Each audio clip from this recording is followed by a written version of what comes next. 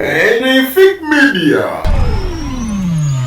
Ekyamazima ku nsi kuno ebintu bye tukola bitwewuunyisa anti oyinza okulowooza nti kyokoze kyanjawulo buli omu ajja kukusiima naye nga teri agenda kuba nga akusiima.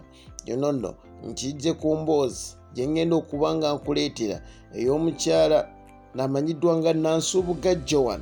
Ono mwana wa Nambi era omwana eyeddira emmamba.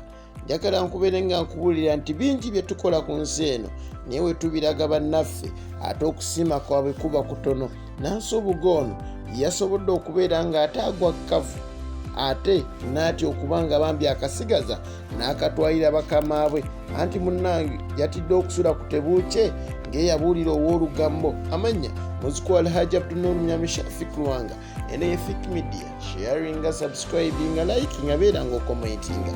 Bingi tukyabikutuusa akamawulire ag'enjawulo agagwawo ge tukuwa. Ono bwenkuleeterayo waitress ekalangala omukyala ono akolera ku lodge eyitibwa Bravard Sons Lodge esangibwa ekalangala era omukyala ono Joan Nansubuga yasobodde okubeera nga ate atandika okulongoosa rooms z'abasajja bano aba Eritrea bwe baadde basula.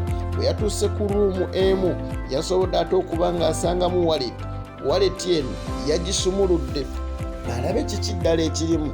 Tebeera bomu egenda okwabikira ate mu hoteeri yaabwe oba mu loogi yaabwe. Omukyalo n'agenda okubikkula wallet ekyamazima ng'erimu miliyoni za wano mu Uganda miliyoni 36 oba gy'osobola okuyita omutwalo gwa $.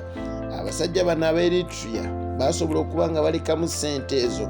Nansubuga kyeyakoze n'abeera nga ate yasazeewo obutasirika n'agenda abo bakulu era n'agenda mu bakulu abaamuwa omulimu. Manager Eric Bakulu era ye mukulu bwatyo n'amutuusaako amawulire gano. Ekyamazima ngenze mu ruumu eno nensangayo miliyoni 36 n'amusaba azituuse ku basajja bano ab'Eritrea abadde basuze mu ruumu eno. Era bakulu kye yakoze n'agenda ku reception abuuze omuwala akolawo alabewo abasobola okufuna ennamba ey'omuntu eyasuze mu ruumu eyo. Bwe bafunye ennamba ne bakubira ab'Eritrea ne babakwasaganya era essanyu lyabadde ly'amaanyi nnyo eri ab'Eritrea babadde bawoze olw'okufiirwa akasente kaabwe nga tebamanyi wa we baakalese. Era maneja kye baakoze engeri gye yafunye enkwatagana n'abakulu bali yaweereza ssente zino omutwalo gwa $, oba miliyoni 36 ne zibatuukako. Kati wano emboozi ate weegenda okuba nga ekunyumira.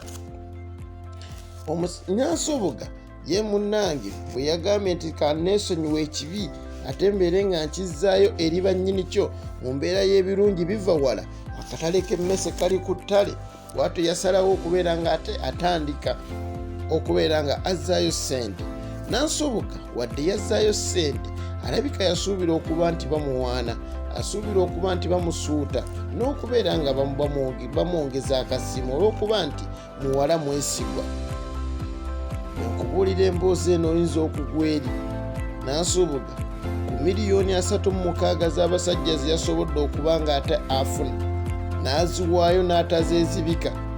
Manager owa Bravard Sons Lodge Eric Bakulu yatuuzizza bakozi banne wamu n'abakulu mu hoteeri eyo mu loogi eyo ne bayita Nansubuga era ne basobola okumuwaana n'okumusuusuuta ne bamugamba weebale kuba mukyala wa mazima.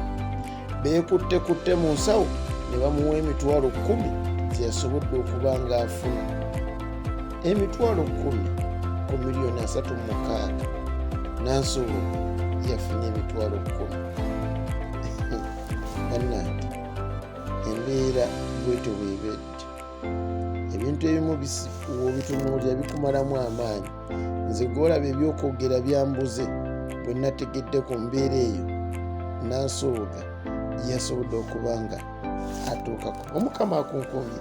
Sigadde nze muzikwala Hajji Abdunnoor Shafiq Lwanga agundegunde omutereka.